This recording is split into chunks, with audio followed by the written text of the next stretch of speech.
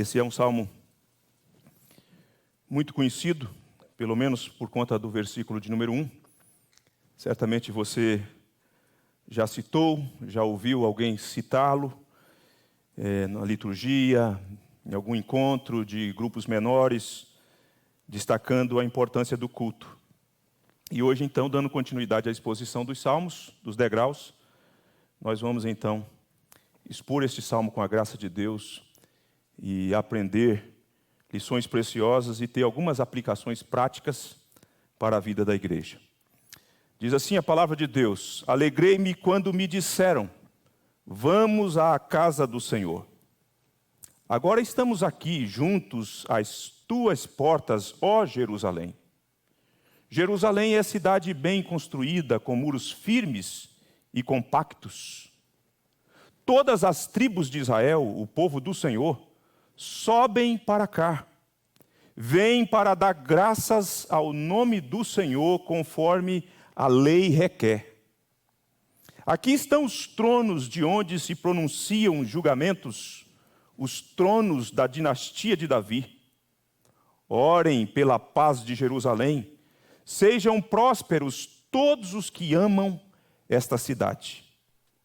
Que haja paz dentro de seus muros e prosperidade em seus palácios. Em favor de minha família e amigos direi, que você tenha paz, ó Jerusalém. Em favor da casa do Senhor nosso Deus, buscarei o seu bem. Amém. Louvado seja o Senhor nosso Deus. A alegria do peregrino é o tema da nossa mensagem. A alegria do peregrino. São 15 salmos chamados ou classificados de salmos dos degraus, ou salmos de romagem, ou ainda salmo de ascensão, e alguns até dizem salmos do peregrino. E eles foram selecionados, e dentro dessas caravanas que aconteciam, selecionados para que o povo de Deus que ia à Cidade Santa, durante a caminhada, durante a longa jornada em que pessoas saíam de várias partes de Jerusalém, ou de Israel, melhor dizendo, iam cantarolando estes salmos até que chegassem ao lugar em que o povo deveria prestar culto a Deus. Os romeiros cantavam, portanto, esses salmos com alegria, em coro, grande coro. Famílias inteiras, crianças e adultos e anciãos rumavam para a Cidade Santa para prestar culto a Deus. 3 vezes por ano, o povo aguardava esses momentos especiais, quando acontecia as 3 principais festas de Israel: a festa da Páscoa, a festa dos tabernáculos e a festa do Pentecostes. Então esse povo ficava na expectativa desses momentos, dessas datas comemorativas que faziam parte de um requerimento de Deus. Deus havia ordenado, Deus requeria a presença do povo nessas ocasiões, e então o povo ia para Jerusalém para prestar culto a Deus, cantando estes salmos que foram selecionados. Alguns estudiosos pegam estes 15 salmos, do Salmo 120 ao 134, e dividem esses 15 salmos em 5 blocos de trilogia. Se considerarmos assim, hoje nós estamos finalizando o primeiro bloco da trilogia. E é interessante olhar desta forma para essa arranjação, essa arrumação que os escritores ou que os estudiosos fazem, porque se você olhar, faz todo sentido como eles pensam e eles estudam estes salmos dentro dos saltérios. Porque o primeiro salmo, o salmista, o peregrino, está se sentindo um estrangeiro, longe, angustiado, por conta das injúrias, por conta das calúnias que ele estava sofrendo. Então ele está distante, e ele geme, e ele ora a Deus, e conta com o favor de Deus naquele contexto. O segundo salmo, ele está na caminhada já, ele já está peregrinando em direção a Jerusalém. No primeiro ele está sofrendo, ele está gemendo, distante, como um estrangeiro no meio do povo que vive como ímpio. E agora ele está caminhando, e os perigos existem Quem poderá me guardar? Quem poderá me proteger até que eu chegue na cidade santa? Deus é o guardião do seu povo. Ele tem a consciência disso. Eles cantam essa verdade uns para com os outros e vão mutuamente se alimentando da verdade de quem é Deus. Deus é o nosso guardião. É Deus quem nos protege. O terceiro salmo dessa trilogia, o homem de Deus, o peregrino, o povo de Deus se encontra já para dentro dos portões da cidade santa. Já se encontra no lugar para o qual ele havia planejado e estava atendendo ao chamado de Deus, a ordem de Deus, e ele se encontra então em Jerusalém. Primeiro momento, angústia. Segundo momento, caminhada, que tem os seus riscos, os seus perigos. E agora, definitivamente, uma vez que Deus o guardou na jornada, lá está o peregrino diante do templo, diante do lugar de adoração, onde estão os tronos de justiça na cidade santa, onde o reino de Deus se faz presente, onde o governo de Deus está presente. E, portanto, o salmista tem o privilégio de chegar são e salvo na cidade de Jerusalém. Nesse texto, nós vamos ver, portanto, a alegria do peregrino. É a primeira coisa que nós vamos notar nessa belíssima introdução. E eu penso, irmãos, e penso que vocês concordam comigo, que é uma expressão assim que é magnífica de um homem que está com os sentimentos aflorados de uma alegria indizível por um convite maravilhoso que ele recebeu para fazer a melhor coisa que se pode fazer nessa terra. Ele diz: alegrei-me quando me disseram, vamos à casa do Senhor. A importância eu vejo aqui, além do aspecto da alegria que nós vamos explorar nesse primeiro momento, eu vejo aqui a importância do convite, a importância de outros peregrinos que se juntam, que se aproximam de outras pessoas que adoram a Deus, que pertencem a Deus, e convidam umas às outras, dizendo, vamos à casa do Senhor. Vamos à casa do Senhor para render graças ao Senhor, para cultuar ao Senhor, para prestar culto ao Senhor. Vamos para lá. A importância do convite. O que faz você uma pessoa alegre e feliz? Você já recebeu algum convite de uma pessoa que se aproximou e fez um convite a você e aquilo encheu o seu coração de alegria? Você foi de um modo inesperado por um convite que você percebe a nobreza do convite, a importância do convite, para estar no lugar mais importante, para fazer a coisa mais nobre que se possa fazer. Alguma coisa assim, semelhante, de natureza semelhante, já aconteceu com você, em que o seu coração vibrou, em que o seu coração ficou feliz por aquilo que você foi convidado a fazer. O que faz você ser uma pessoa feliz? O que faz com que o seu coração se regozija diante de tantas vozes, de tantos convites que surgem? O que você tem experimentado enquanto alegria com os convites que surgem?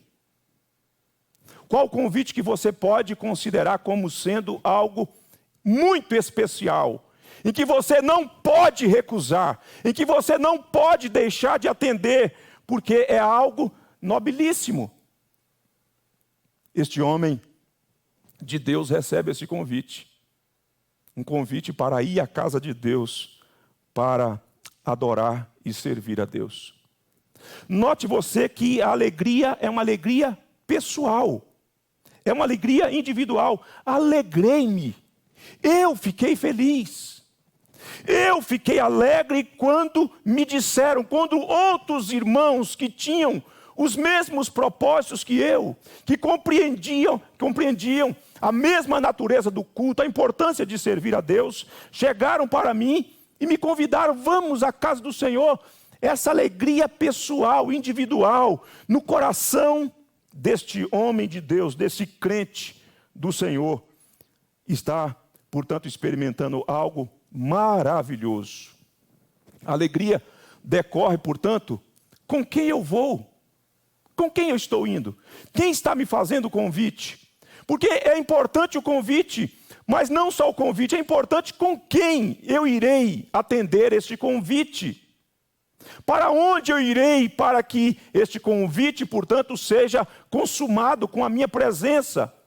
Por que eu vou? Por que eu devo aceitar o convite? Se você notar, o versículo de número 4 diz assim: vem para dar graças ao nome do Senhor. O propósito de ir para Jerusalém é para enaltecer ao nome do Senhor, render graças ao grandioso nome do nosso Redentor.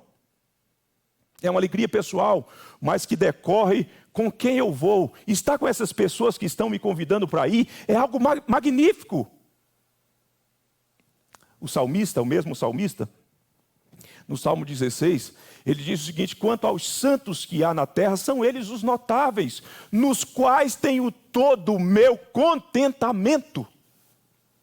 Então receber um convite desta monta, para ir com essas pessoas que são nobres, que são os notáveis, que são aqueles nos quais eu tenho todo o meu prazer, todo o meu contentamento, faz com que eu individualmente, pessoalmente, tenha o coração inundado de alegria, por conta das pessoas com quem irei, para o lugar onde irei.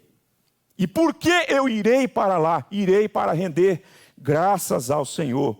A alegria dessa caminhada do salmista, além de ser pessoal, é alegria por conta da caminhada comunitária. Ele não irá sozinho, ele não terá que fazer esse percurso isoladamente, individualmente, porque outras pessoas estão indo com ele, outras pessoas estão convidando-o para que ele vá para a casa de Deus. Alegrei-me quando me disseram, não foi uma pessoa, são várias outras pessoas que responderam o chamado de Deus, que foram alcançadas pela graça de Deus, que chegam neste coro solene, gracioso, e disseram: vamos à casa de Deus. É uma caminhada, portanto, uma caminhada comunitária, de muitas pessoas, de várias faixas etárias, de várias matizes sociais, intelectuais, mas todos um só povo, uma só família. Eu sou parte dela, eu sou pertencente a eles, e uma vez que eles me chamaram, é porque sabe da minha importância em estar com eles, para adorar ao Redentor. Deixa eu te dizer uma coisa, nós estamos vivendo um tempo completamente atípico, é verdade. Mas antes desse tempo, já era sabido por nós que muitas pessoas estavam tentando percorrer o caminho da fé, a jornada cristã sozinhas, isoladas. Pessoas individualistas, pessoas egocêntricas, que não compreenderam a importância de fazer a caminhada da fé, de fazer a peregrinação com outras pessoas. A caminhada não pode se dar de modo solitária, isolada. Existe o convite para que eu vá junto com outras pessoas, caminhar com o outro, e o outro caminhando comigo para um mesmo propósito. É algo magnífico, é algo excelente, é algo necessário. Nós não fomos chamados para percorrer a caminhada cristã sozinhos, isoladamente, separadamente uns dos outros. Este homem está feliz por conta do convite, por ir a um lugar nobre, para fazer a coisa nobre, mas porque ele vai fazer essa jornada com outras pessoas que têm os mesmos intentos, que têm os mesmos propósitos. O caminhar junto é algo maravilhoso e necessário, coletivamente, comunitariamente. É mais legal ter pessoas para caminhar com a gente. É mais edificante, é mais fortalecedor. Sozinho é perigoso. Ficar isolado no meio do caminho é perigoso.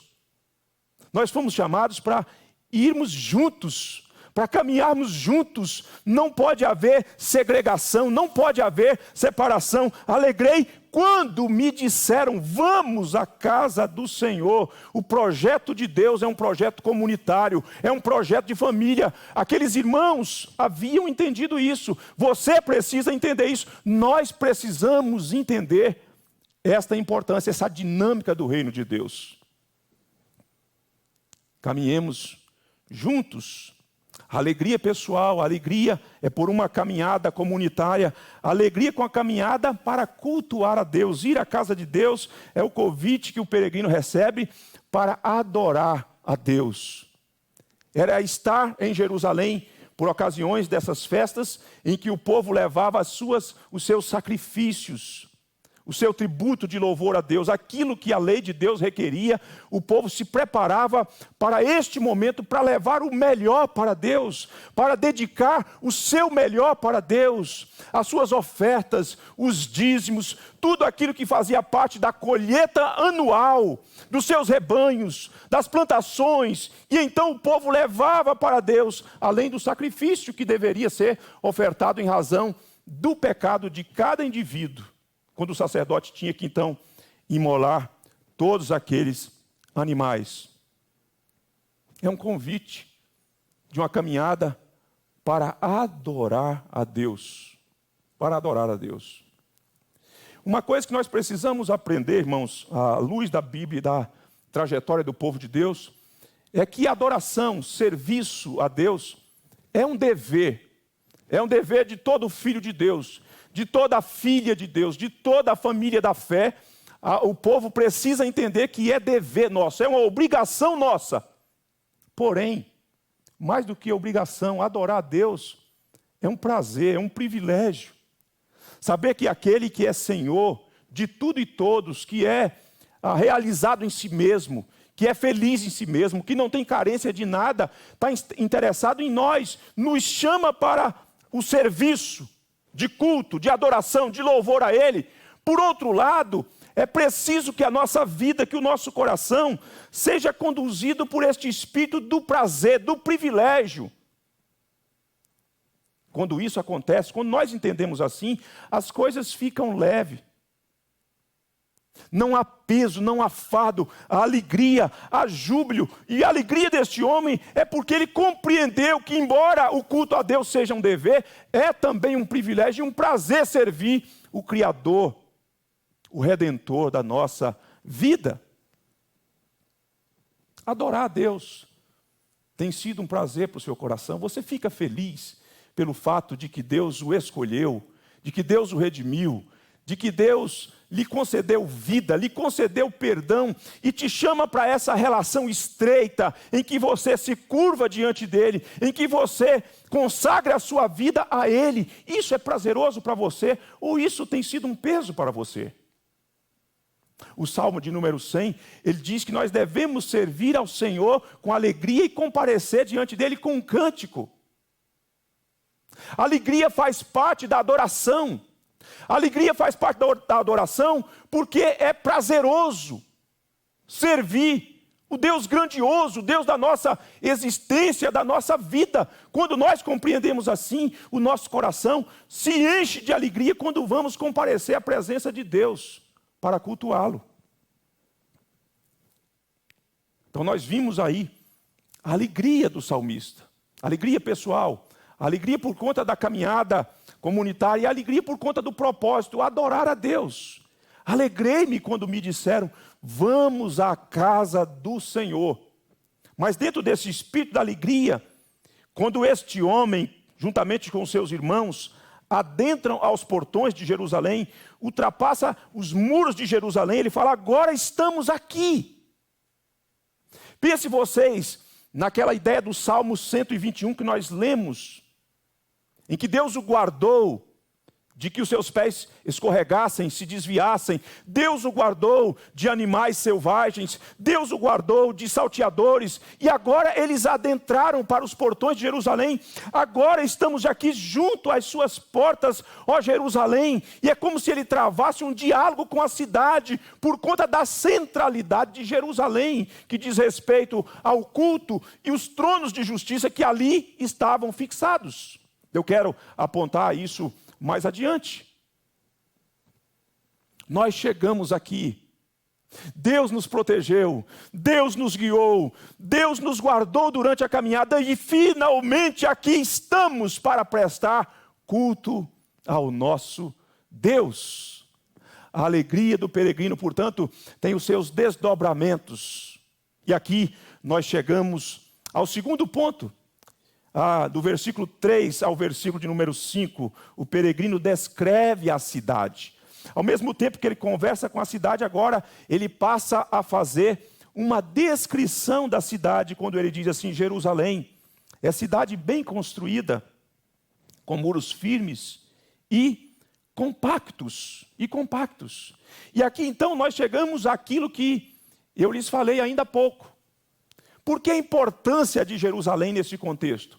Primeiro, dentro desse contexto da centralidade desta cidade, que agora tem dois elementos que são importantíssimos, que faz Jerusalém, dentro daquele contexto histórico, ser o que era e ser apreciada, e ser o encanto do fiel que para ali ia adorar. A primeira coisa é porque ali era realizado o culto a Deus. Quando este salmo foi escrito, este salmo de autoria de Davi, você deve lembrar o seguinte: ainda não tinha o templo foi construído por Salomão depois. Quando aconteciam essas caravanas agora, em que esses peregrinos adotaram este salmo como uma de suas canções durante a caravana que acontecia em direção a Jerusalém, quando Davi compôs este salmo, não tinha o templo, mas tinha a tenda e a arca, símbolo da presença de Deus. E por orientação de Deus, Davi havia colocado ali em Jerusalém a tenda e a arca. E portanto, todas as concentrações de culto, porque durante um tempo a arca e a tenda ficou em Siló. Você vê isso no primeiro livro de Samuel. Por exemplo, quando Samuel é chamado, vai dizer que a tenda e a arca estava em outro local. Mas quando Davi tornou-se rei, mais tarde Davi, por orientação divina, Davi leva a tenda e a arca. Ali, portanto, era realizado todo o serviço de culto. Os sumos sacerdotes ali estavam. Os sacrifícios que eram tipos, que eram alusivos a Cristo, que apontavam para a vinda do Messias, era realizado ali. É por isso que ele faz essa descrição da cidade. Ele está extasiado, ele está feliz por estar ali, porque ali era lugar de culto a Deus. Deus requeria que o culto fosse oferecido na cidade santa. E quando ele fala de cidade construída, muros firmes e compactos, ele fala da unidade, da unificação de todos os povos, das 12 tribos de Israel, que se juntavam, que giravam em torno de um mesmo propósito: prestar culto a Deus. Por que a centralidade da cidade que ele faz a descrição? Porque ali acontecia a realização do governo messiânico, por ora, na pessoa de Davi, e sucessivamente, mais tarde, nos descendentes de Davi. Quando ele chega a dizer, no versículo 5, aqui estão os tronos de onde pronunciam julgamentos, ou tronos de justiça, conforme a sua tradução. Os tronos da dinastia de Davi. É dali que o povo aprendia que devia cuidar dos órfãos, das viúvas, dos necessitados. É dali que partia os princípios da equidade. Tantas vezes advogados pelos profetas, quando os reis, quando os líderes fugiam da trilha e esqueciam os carentes.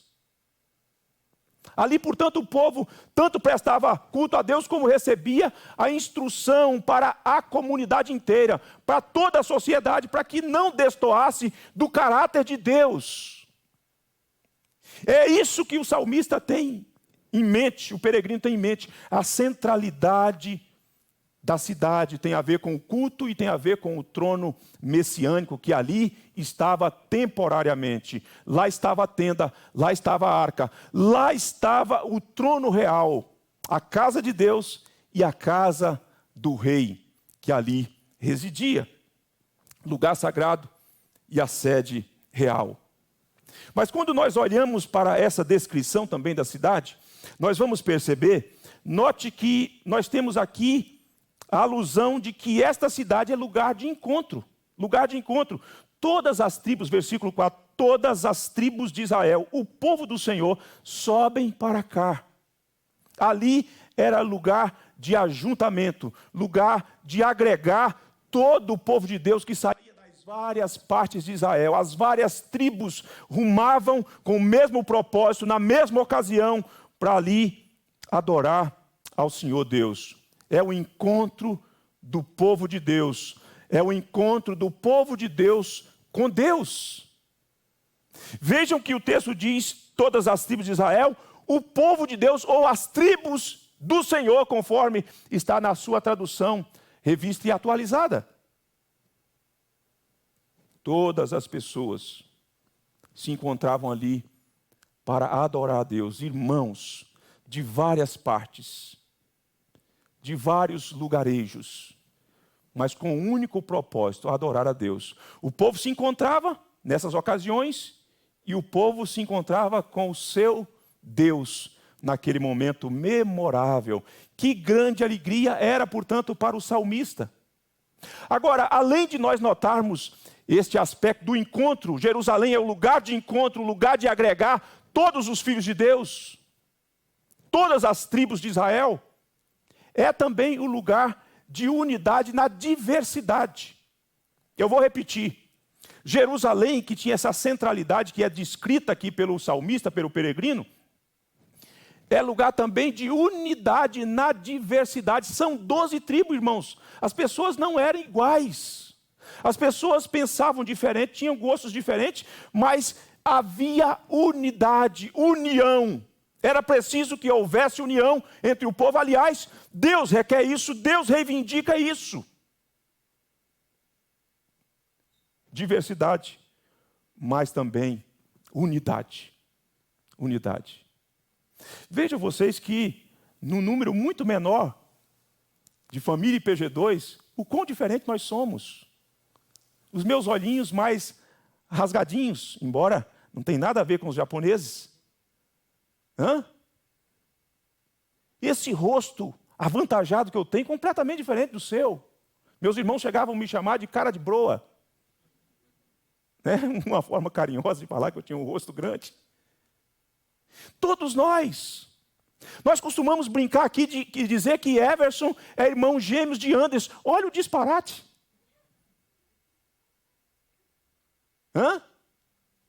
Mas há unidade, é preciso que há unidade. Há unidade na diversidade. São 12 tribos, muitas pessoas, mulheres e homens, crianças e adultos e anciãos. Mas havia unidade, era preciso que houvesse unidade no povo de Deus, é preciso que haja unificação do povo de Deus. Há diversidade, é verdade. Não somos iguais. E nem precisamos desejar sermos iguais. Mas há um laço que nos une. E isso é uma alusão muito legal daquilo que no Novo Testamento nós vamos compreender sobre a comunhão dos santos. Esta unidade, ela não era recorrente, ela era mais do que sangue biológico, ela era mais do que convivência, ela era mais do que afinidade, era algo que ia muito além disso. A comunhão dos santos, às vezes não, por certo, porque é um elemento espiritual, vai muito além desses elementos da convivência, de afinidade, porque em Cristo nós estamos unidos, e aqui nós já temos uma alusão dessa unidade na diversidade. É isso que Paulo ensina na sua carta aos Coríntios, capítulo 12.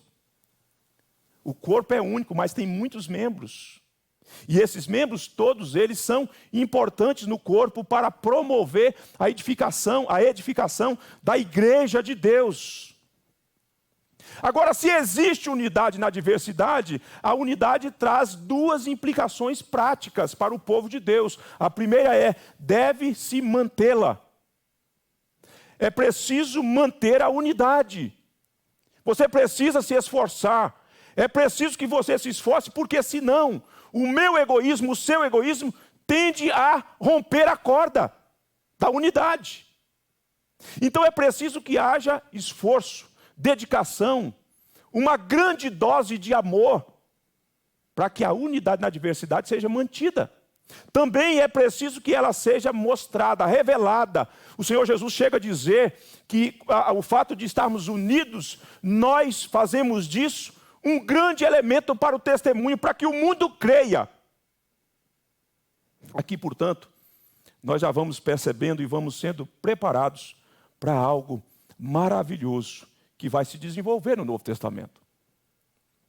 O reformador João Calvino, comentando sobre o versículo que nós temos aqui, ele diz o seguinte, abre aspas, Davi nos ensina que a igreja só pode permanecer num estado de segurança quando nela prevalece a unidade.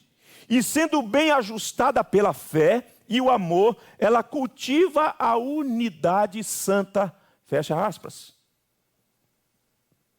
A igreja, ela permanece no estado de segurança quando prevalece a unidade. Isso é importantíssimo. E aqui nós já vemos elementos desta unidade da diversidade que tinha as suas implicações. O que nós vemos ainda dentro desse aspecto que ele está fazendo a descrição da cidade é o dever do encontro. Note você que no versículo de número 4, no finalzinho, diz assim: vem para dar graças ao nome do Senhor conforme a lei requer. Uma vez que ali estava a tenda, a princípio, quando Davi compôs o Salmo, depois o templo que foi construído por Salomão, também a lei estabeleceu que o povo deveria comparecer ali. Que as pessoas não deveriam fazer conforme elas achavam que tinham que fazer, no lugar que elas achavam que tinham que fazer. Elas tinham que comparecer ali para que o sacrifício fosse oferecido da forma como Deus reivindicava. Portanto, e ali não era uma questão de turistar, não, era uma questão de dever, reivindicação da lei. O ajuntamento, portanto, era requerido por Deus. E todas as tribos, então, compreenderam este chamado e essa convocação de Deus. Para qual propósito? O texto diz aí: vem para dar graças ao nome do Senhor. Vem para dar graças ao nome do Senhor. Então nós já vimos a alegria do salmista. Nós já vimos, portanto, o peregrino na cidade. E agora o peregrino ora pela cidade. Veja você que no versículo de número 6 e 8 diz assim: orem pela paz de Jerusalém. Sejam prósperos todos os que amam esta cidade.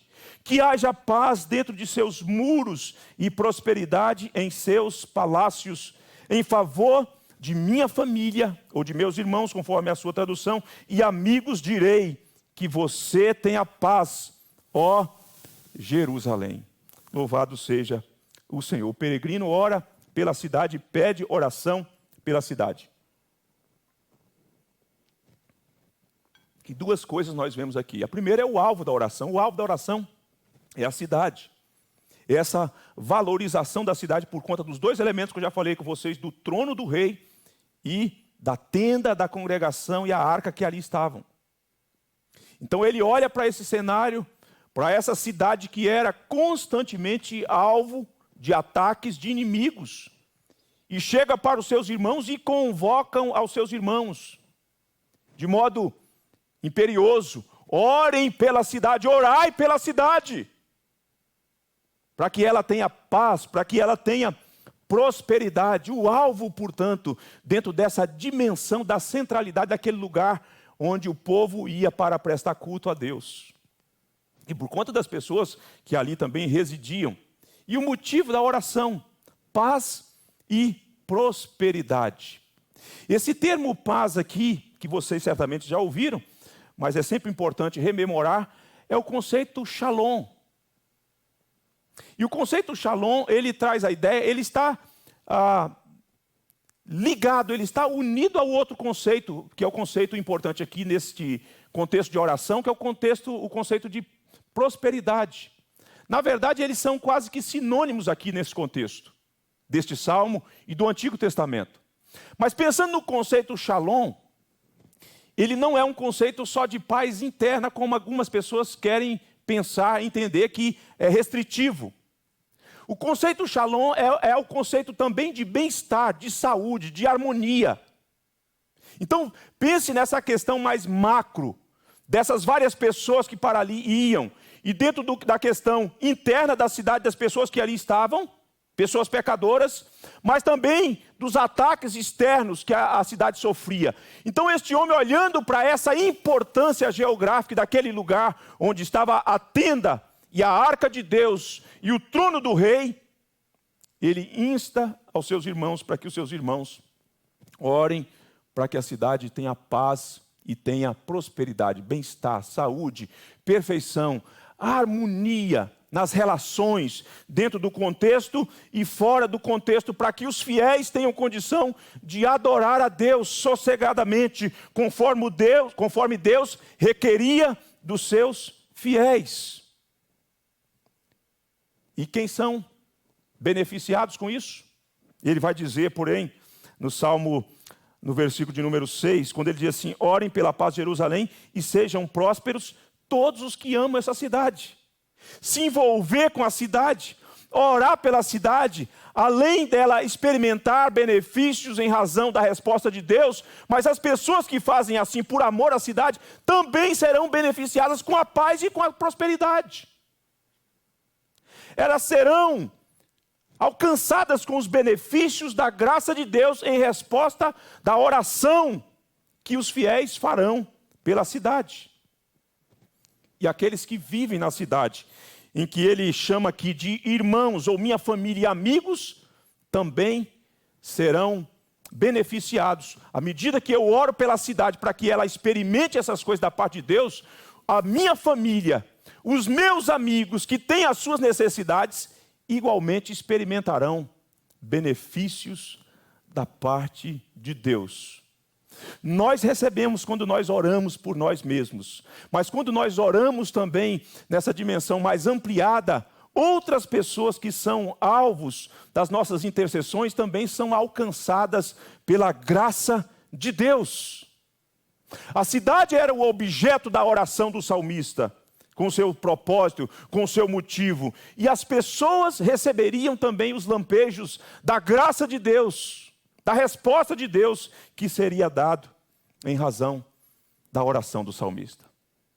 E por fim, o salmista busca o bem da cidade. Versículo de número 9, quando ele diz assim: em favor da casa do Senhor nosso Deus, buscarei o seu bem.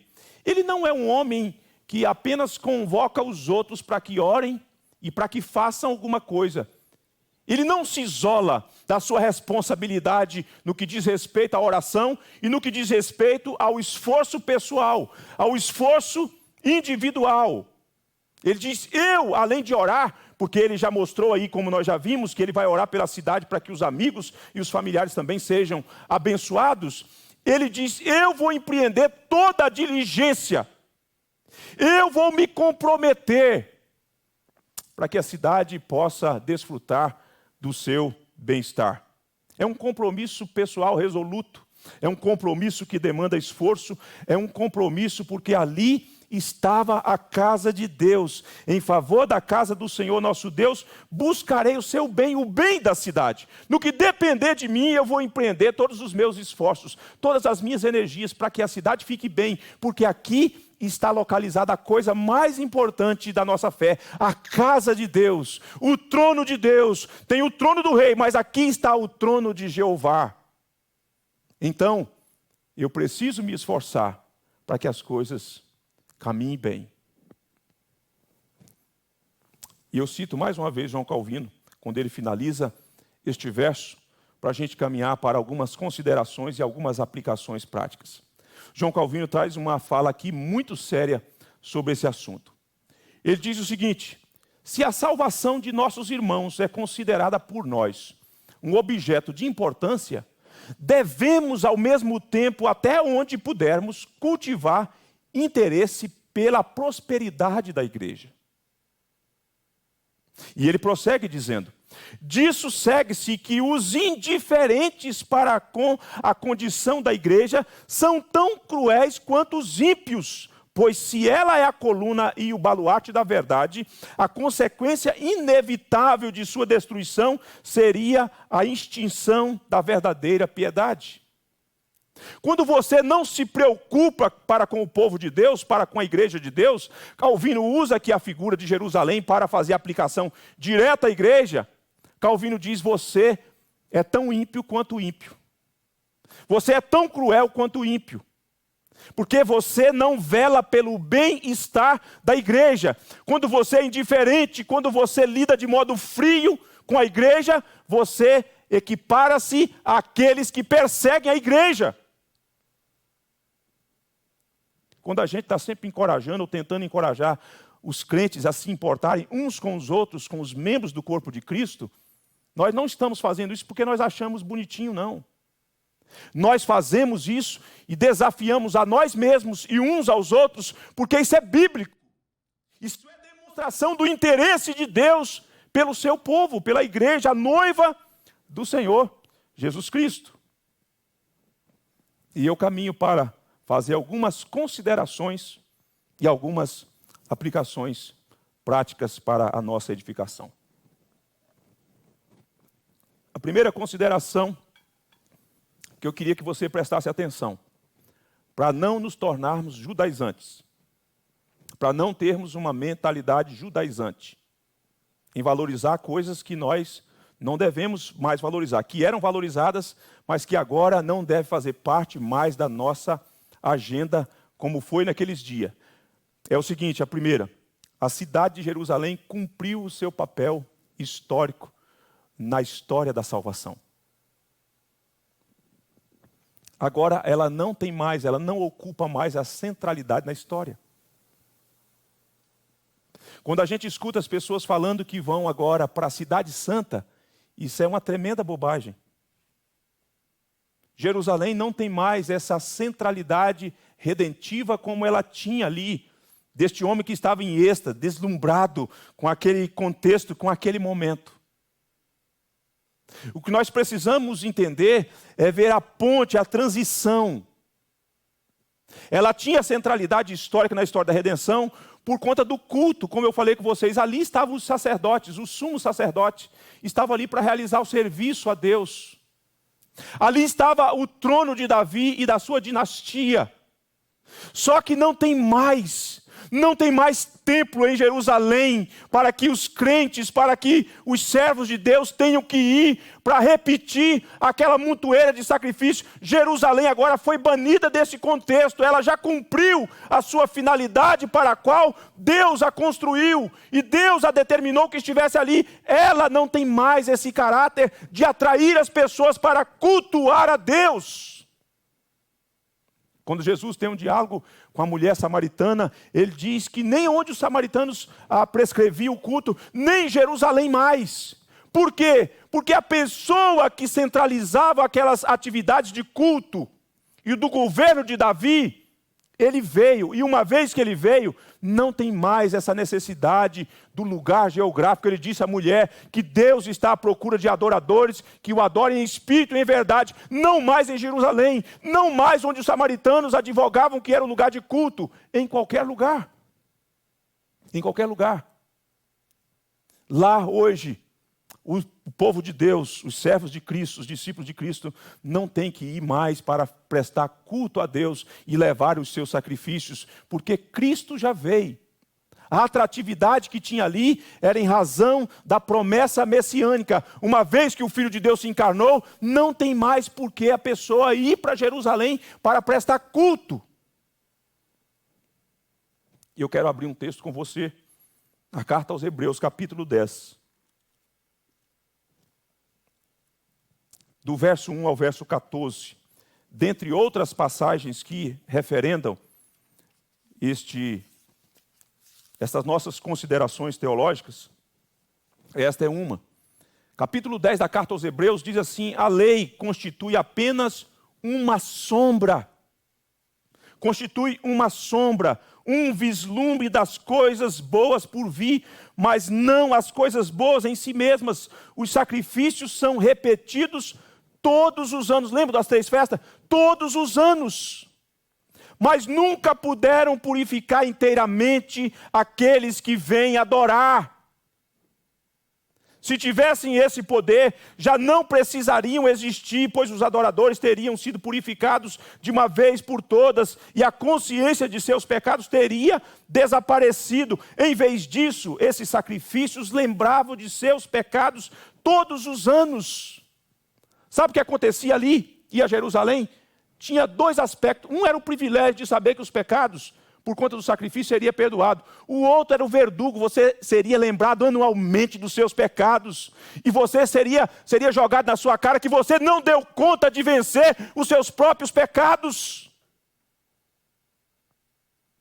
benefício e também esse verdugo na alma do fiel que ali ia anualmente, experimentava isso.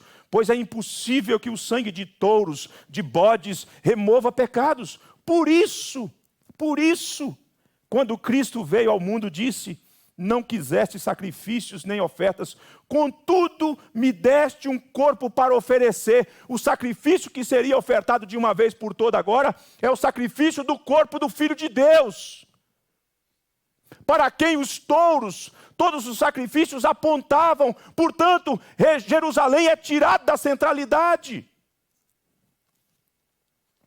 Não te agradaste de holocaustos, nem de outras ofertas pelo pecado. Então eu disse: aqui estou para fazer tua vontade, ó Deus, como está escrito a meu respeito no livro. Primeiro Cristo disse: não quiseste sacrifícios, nem ofertas, nem holocaustos, nem outras ofertas, nem agradastes delas, embora sejam exigidas pela lei. Então acrescentou: aqui estou para fazer tua vontade. Ele cancela a primeira aliança a fim de estabelecer a segunda, pois a vontade de Deus era que fôssemos santificados pela oferta do corpo de Jesus Cristo de uma vez por todas. O sacerdote se apresentava todos os dias para realizar os serviços sagrados e oferece repentinamente os mesmos sacrifícios que nunca podem remover os pecados. Nosso sumo sacerdote, porém, ofereceu a si mesmo como único sacrifício pelos pecados, válido para sempre. Então, sentou-se no lugar de honra à direita de Deus e ali aguarda até que todos os seus inimigos sejam humilhados e postos debaixo de seus pés, porque mediante esta única oferta, ele tornou perfeitos para sempre o que estão sendo santificados. Louvado seja Deus. Anualmente, o povo tinha que ir lá. Com a vinda de Jesus, agora com o corpo que Deus formou, que seria ofertado de uma vez por todas, não há mais necessidade de rumar para Jerusalém, para oferecer essa montoeira de sacrifício, porque um único sacrifício para o qual todos aqueles apontavam foi suficiente, totalmente eficaz. Lá não está mais o trono de Davi, cumpriu o seu propósito também. Não há mais essa necessidade da reverência com o trono de Davi em Jerusalém, nem para com o templo. Porque o templo agora, tendo em vista que Cristo foi a oferta pelo sacrifício necessário e requerido por Deus e cumpriu o seu propósito cabal, agora o templo de Deus é você. O templo de Deus sou eu. Nós somos o templo de Deus. Nós somos a residência, a morada de Deus. Nós somos o santuário de Deus. E uma vez que nós entendermos isso, é preciso que você cuide do seu corpo como o santuário de Deus. Não descuide do seu corpo. Ele deve ser santificado, deve servir para a glória de Deus, a honra de Deus. Não mais o templo de Jerusalém, é você. Sou eu, somos nós, a igreja de Deus.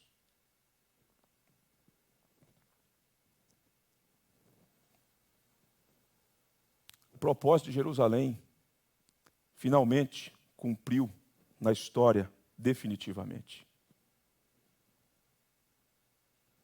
Não tem mais por que o povo se concentrar em grandes caravanas para este lugar. Mas como cristão, eu me alegro. Não pelo fato do lugar. Eu me alegro pelo fato do ajuntamento com o povo, que é o santuário de Deus. Não com o templo que foi destruído e que não há mais necessidade de que os fiéis compareçam. A minha alegria pelo convite agora é pelo estar com você diante de Deus. A sua alegria agora deve ser em comparecer para estar com outros santos, para adorar a Deus aqui, ali e acolá. Ouvindo agora a dimensão para a qual o Evangelho nos chama, para o ajuntamento numa outra dimensão, sem a necessidade dos sacrifícios que eram ofertados. O sacrifício agora que Deus requer de mim e de você, são que os nossos lábios confessam a Jesus Cristo como Senhor da nossa vida e da nossa história. É isso que a carta aos Hebreus ensina. E depois dessas considerações teológicas, eu quero destacar então algumas aplicações práticas para a vida da igreja.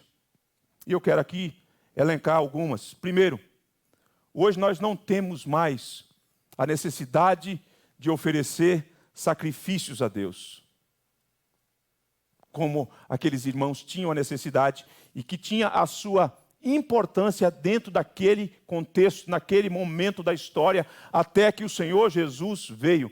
Jesus agora é aquele que se ofereceu por nós de uma vez por todas. Definitivamente. Ele aniquilou, ele destruiu, conforme a linguagem aos Hebreus, todos os nossos pecados. Segundo, como membro da igreja, você tem o dever de orar pelos membros da igreja. Uma aplicação prática que nós tiramos desse texto, quando o salmista, o peregrino, diz aqui para os seus irmãos, no versículo de número 6, orem pela paz de Jerusalém. É o seu dever. Esta é uma aplicação, esta é uma implicação prática de ser cristão, de orarmos uns pelos outros. A questão geográfica, a questão daqueles edifícios não tem mais predominância na centralidade do culto, mas o elemento da oração comunitária está em voga, ainda permanece.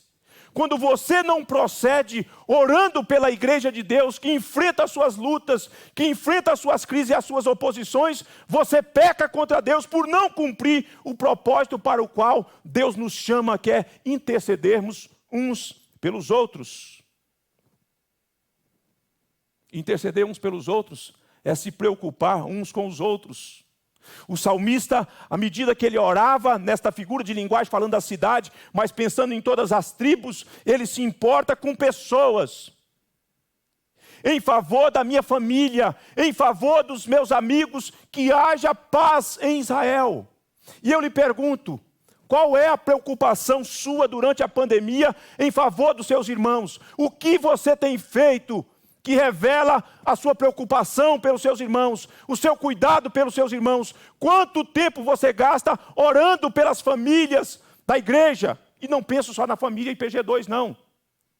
Mas fazer em favor da família IPG2 já seria algo extraordinário, maravilhoso. Mas pensar no povo de Deus que sofre e geme nesse tempo de quarentena, que tem as suas crises, que tem as suas angústias, o que você tem feito no que diz respeito à oração? Você procura saber qual é a condição dos seus irmãos, dos seus amigos, nessa linguagem que o salmista utiliza? Você dá um telefonema durante a semana, você manda um áudio para saber dos seus irmãos, como eles estão, do que eles estão precisando, para que você durante a semana interceda por eles. Essa é uma implicação prática para a igreja.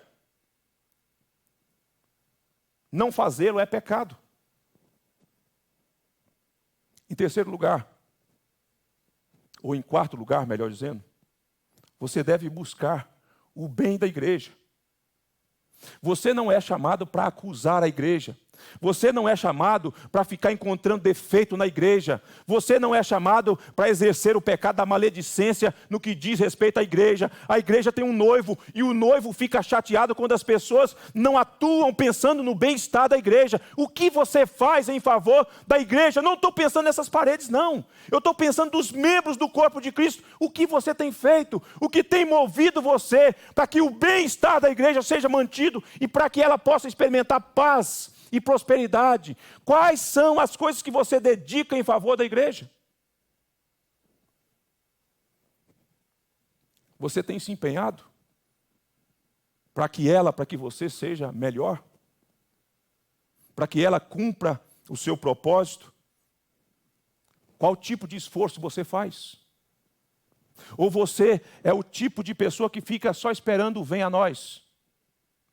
Virou uma espécie de crente consumista, que quer só chegar no balcão gospel e receber o produto da melhor qualidade. O que você faz? O salmista estava empenhado pessoalmente, estava comprometido resolutamente. Eu buscarei o bem da Jerusalém, da cidade. A cidade aqui apontava para a igreja, aponta para a igreja. O que nós fazemos? E o que temos feito em favor da igreja?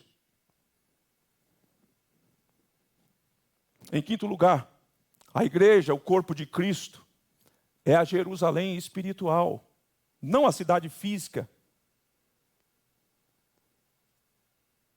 Agora, como eu já disse, não há o lugar santo para se ir. Nós temos a bênção de ter este lugar aqui, nós comparecemos e entendemos a importância do congregar, entendemos que isso é bíblico, mas não por conta dessas paredes, não. A minha alegria agora, a sua alegria, deve ser não por conta do espaço físico, mas do elemento de estar com o povo santo, não pelo lugar santo, mas de estar com o povo santo, que foi santificado pelo Senhor nosso Deus. A minha alegria é estar com você para servir a Deus juntamente com você. E eu lhe pergunto, quanto você tem sentido saudade dos seus irmãos, de estar com seus irmãos? Eu me dirijo a você em casa que não tem nenhum impeditivo para estar aqui. Você que não tem impeditivo, porque há irmãos que têm, gostariam de estar aqui e não estão. Mas e você que tem se acomodado, que tem se esfriado, que tem se acovardado diante do cenário? Você não sente saudade do povo de Deus? Você não sente saudade de estar com os santos de Deus? Ou será que eu vou ter que pedir o Carlitos para pregar novamente aqui? Covarde, egoísta, individualista, que não tem prazer de estar com os santos, que está com a capa do acovardamento, do medo, da fobia.